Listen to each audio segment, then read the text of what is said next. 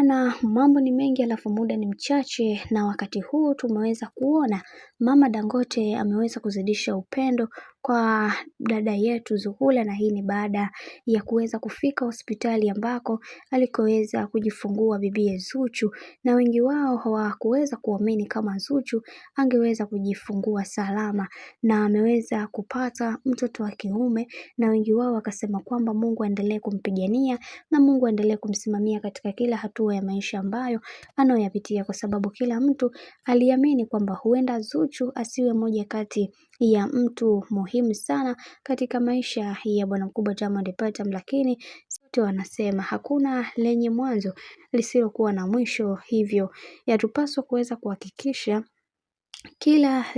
kila unapopiga hatua katika maisha ndivyo ambavyo watu wanatakiwa kuweza kuhakikisha kila kitu kinakuwa katika misingi na mikakati iliyo bora zaidi, na wengi wao walikiri na kusema kwamba kwa hiki kinachoendelea sasa, mimi nitapambana kuweza kuhakikisha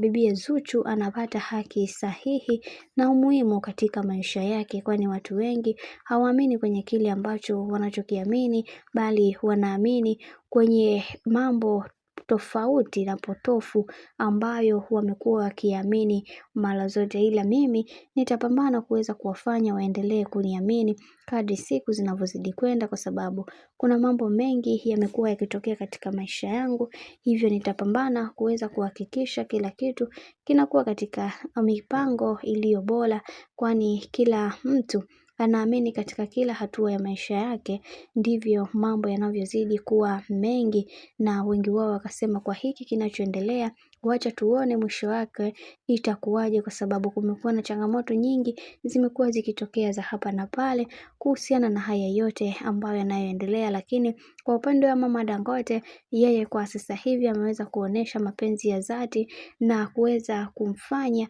bibie Zuchu aenjoy katika maisha ambayo anayopitia kwa kipindi hiki, na kusema kwamba katika kila hatua ambayo anayopitia Zuchu, mimi nitakuwa sambamba naye, kwa sababu kuna mambo mengi yamekuwa yakitokea katika maisha. Mimi binafsi nitapambana kuweza kuhakikisha kila kitu kinakuwa katika misingi na mikakati iliyo bora. Sipendi kuweza kuona mwenza wangu